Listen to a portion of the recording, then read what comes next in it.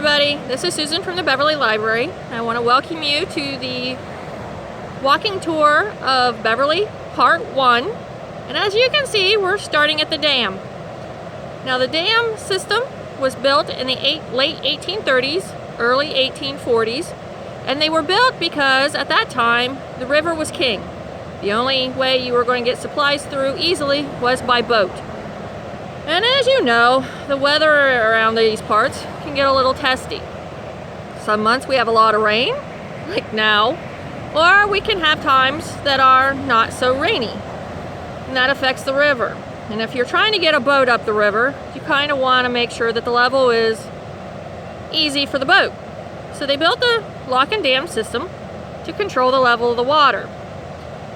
Now over time, the dam has been changed hands. This group decided they didn't want to handle it anymore, and they sent it to this group, or this group decided they didn't want it anymore, and they sent it to another group. And over time, it's just changed hands. Well, in the 1914, they were working on the dam. A company out of Chicago came down, and they had set a barge next to the dam, and had all their workers on it, and they were busy doing what they needed to do. And the barge capsized, sending everybody that was on the barge into the river. Now, there were a bunch of kids on a boat close by, and they paddled their boat and jumped the dam and got us there as quickly as they could. However, because of no safety equipment and the clothes that they were wearing, the gentlemen that went into the river, most of them drowned. There was only like one that was saved from here in Beverly. Now 6 of them, of the workers that drowned, were from Chicago, and they became known as the Turkish Six. They were gentlemen from Turkey who were working on the dam, and they are buried up in the Beverly Cemetery. Now, we are going to jump a little bit here and go to another part of the lock.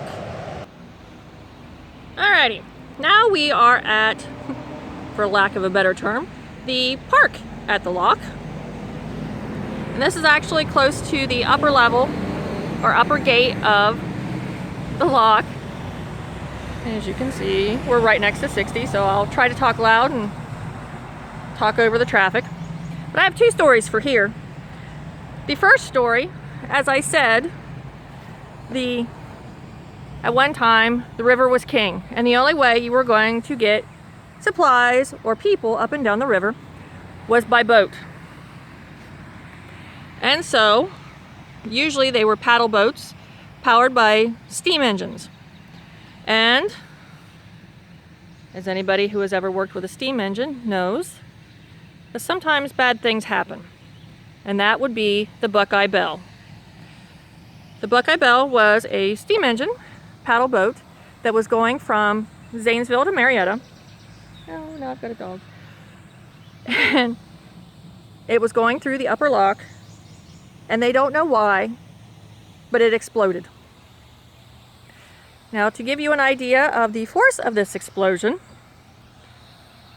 they found pieces of the boat, the ship, on top of Ferry Hill.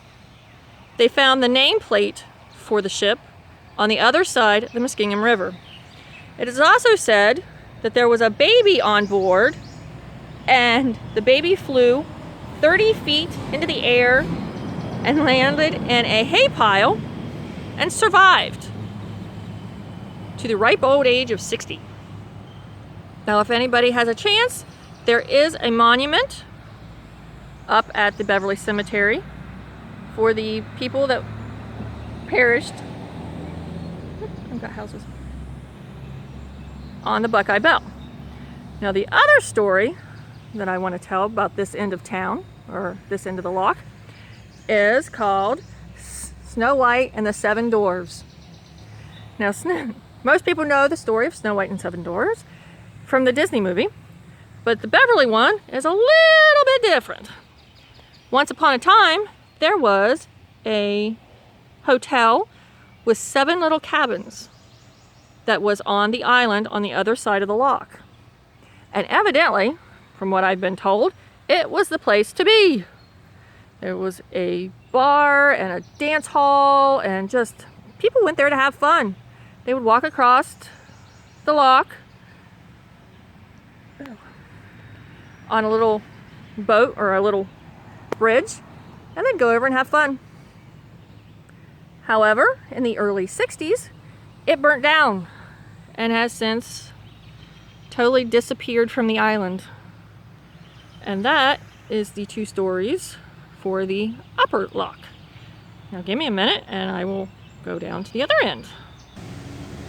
Alrighty, so now we're at the lower end of the lock, and as you can see, there it is. As far as I know, it still works. So if anybody, every once in a while, big boats will come through and they'll still need to use the lock. And there it is. And there's the lower gates. Now, if you haven't been in Beverly for a while, you're going to be shocked by what I'm about ready to show you, because at one time there was a big house sitting right there, and that was called the Lock House.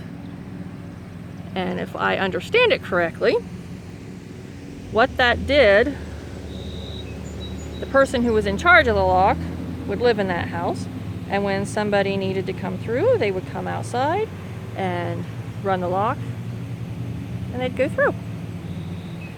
Now, it's not all about water down at this end of town. Turn around here. At one time, this was the industrial area of Beverly. So you had your mills, but down at that end was the horse corral. Since everybody had horses.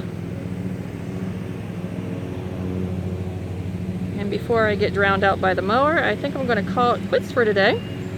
Now, if I missed anything or said anything that was incorrect, or if you would like to add anything, please do so in the comments. And I will see y'all next week when we go to another part of town. Bye.